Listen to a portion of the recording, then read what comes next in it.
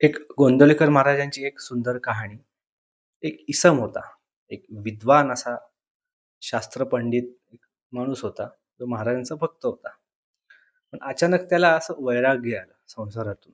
या संसारात काही रस नाही म्हणून तो अख्खा संसार सोडून महाराजांच्या चरणी जातो. शरण जातो त्यांना. आणि महाराजांना सांगतो, की "आता मी तुमचा शिष्य आहे. मी अख्खं संसार सोडून आलेलो आहे तुमच्या पायाशी. मला अनुग्रह द्या. तर मला मुक्तीची ओढ लागली आहे." महाराज काही फार लक्ष देत नाहीत. ते म्हणतात, "ठीक आहे, 2 दिवस जरा थांब, बघू आपण." मग 2 दिवसांनी महाराज त्याला जवळ बोलवतात. ते म्हणले, "काय झालंय? तू शरण आलायस का मला?" तो म्हणतो, "हो." "माझ्यावर तुझी श्रद्धा आहे?" तो म्हणतो, "माणूस अगदी पूर्ण श्रद्धा आहे." तुमचं वाक्य शेवटचं वाक्य. मग महाराज म्हणतात, "ठीक आहे, एक काम कर, शेजारच्या जरा गावात जा 2 दिवस. तिथे ना एक खाटीक आहे, एक मुसलमान आहे. तो तुला ब्रह्मज्ञान देईल.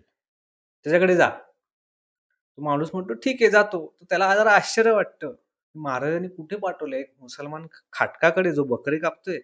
तो ब्रह्मज्ञान काय देणार? तो काय कुराण वाचणार आहे का गीता वाचणार आहे? तरी तो जातो. त्या माणसाला ऑब्झर्व्ह करतो, की जो खाटीक काय करतोय. तो काय नेहमीप्रमाणे बोकडं कापत असतो. फक्त कापायच्या आधी एक अल्लाहला प्रार्थना करतोय, क्षमा मागतोय आणि कापतोय. संध्याकाळी तो घरी जातो. घरी गेल्यावर तो पाहतो तर वडील त्याचे अंध असतात. आई त्याला नसते. बायको असते दुर्दैवाने तिला काय कुष्ठरोग झालेला असतो आणि 3-4 मुलं असतात. घरी त्याला सगळी वेगवेगळी कामं करावी लागतात. बायकोला तो अर्धे पैसे देत असतो. पोराबाळांचं काय-काय करत असतो. वडिलांची सेवा करत असतो किंवा बायकोला औषध-पाणी देत असतो आणि तिला चालता येत नाही. असं साधारण 1-2 दिवस तो रुटीन ऑब्झर्व्ह करतो आणि परत गोंधळाला येतो आणि महाराजांना सांगतो, "ह्याचं काय रुटीन प्रापंचिक माणूस आहे. रोज तो बकरे कापतो, 4 पैसे कमवतो, घरी जातो, वडिलांची सेवा, बायकोची सेवा. जसं माझं घर आहे तसंच त्याचं घर आहे. ह्याच्यात ब्रह्मज्ञान कुठे आहे?" महाराज म्हणतात, "हेच तर ब्रह्मज्ञान आहे. हेच तर तुला कळत नाहीये. तू अगदी मोठा शास्त्र पंडित आहे. वेदांचं ज्ञान आहे. पण ब्रह्मज्ञान तुला झालंच नाही. प्रपंचातूनच ब्रह्मज्ञान होतं सामान्य व्यक्तीला. तो माणूस भले खाटीक असेल, एका लेव्हलपर्यंत तो पाप करतोय. ठीक आहे, तो बकरे कापतोय. हं. ते बकरे तो का कापतोय? कारण का त्याचं पूर्वसंचित तसं आहे. त्याचं पूर्वकर्म तसं आहे. त्यामुळे त्याला ह्या जन्मात हे अशी काहीतरी कामं करावी लागतात. त्याच्यातून त्याचं घर चालतंय. मग त्याचं दुसरं बाजू पाहिली, घर पाहिलं, तर वडील त्याचे काय म्हणतो अंध आहेत. बायको कुष्ठरोगी आहेत. परत 4 पोरांची जबाबदारी आहे त्याच्यावर. मुकाट्याने तो 4 पैसे कमवतोय, घर चालवतोय. आपली कर्तव्य आणि जबाबदारी पूर्ण करतोय. हे लक्षात घेतोयस तू?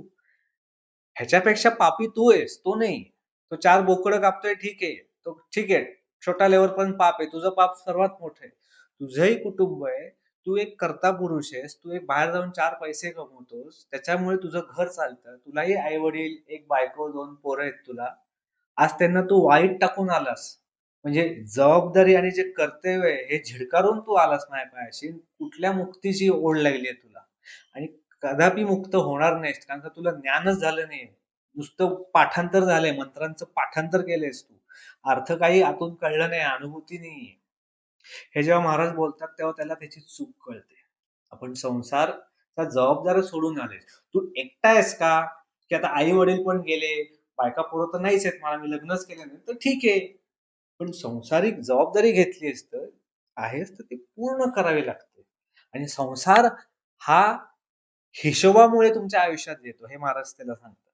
तुमच्या गतजन्मात काहीतरी कर्म किंवा काहीतरी देणं, काहीतरी घेणं हे काहीतरी राहिलेलं आहे. म्हणूनच ते व्यक्ती तुमचे आई-वडील, तुमची बायको किंवा नवरा, पोरं-बाळं, 4 नातेवाईक हे त्याच्यामुळेच येतात. नॉट नेसेसरी की प्रत्येक व्यक्ती प्रेमामुळेच येईल. एक हिशोब पूर्ण करायला येईल. असं सांगतात. महाराज त्याला अनुग्रह देतात आणि घरी पाठवतात. संसार कर नीट. जबाबदारी घे, कर्तव्य कर आणि एका साइडला राम-नाम घेत राहा. ही सर्वात मोठी शिकवण आहे गोंंदवलेकर महाराजांची.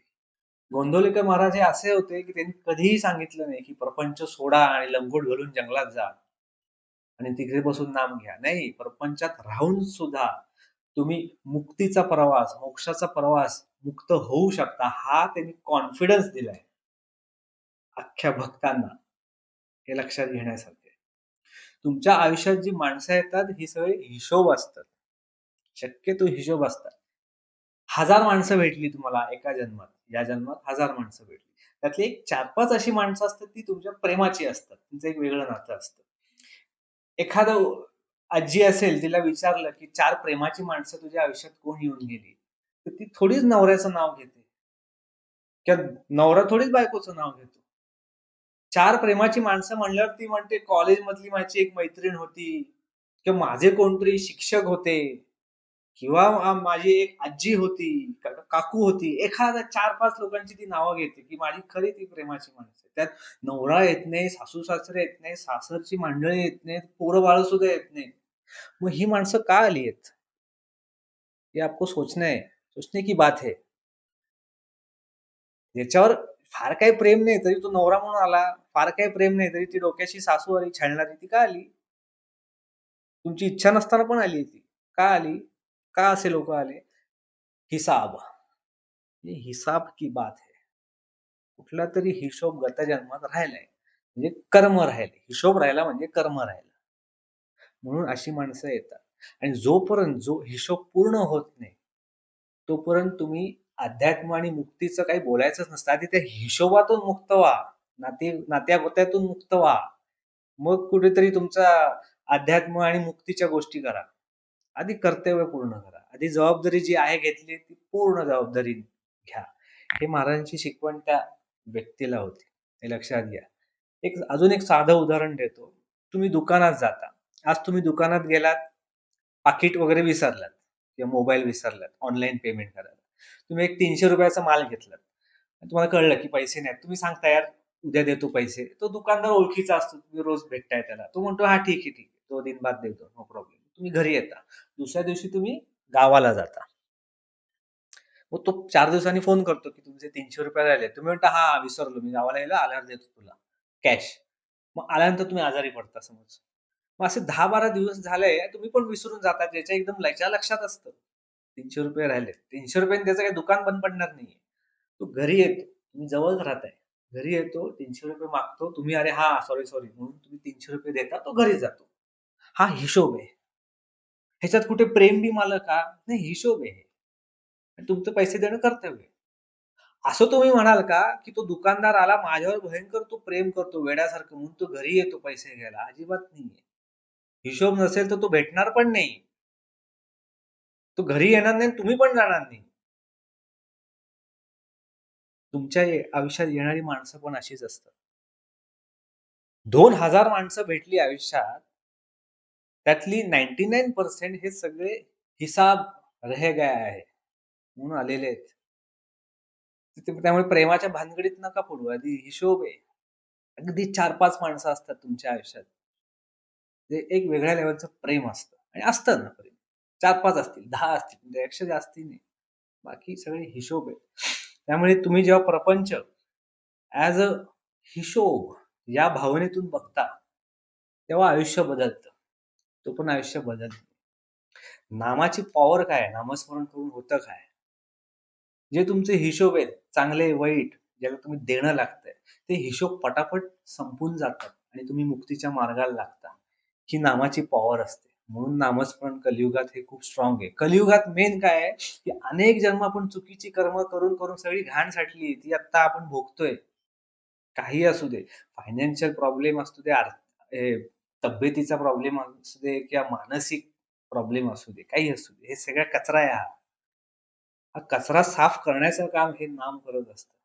आणि ही सर्वात मोठी शिकवण गोंंदवलेकर महाराजांची, की अध्यात्म करायचं म्हणजे लंगोट घालायचं आणि जंगलात जायचं कुठेतरी साधनेसाठी.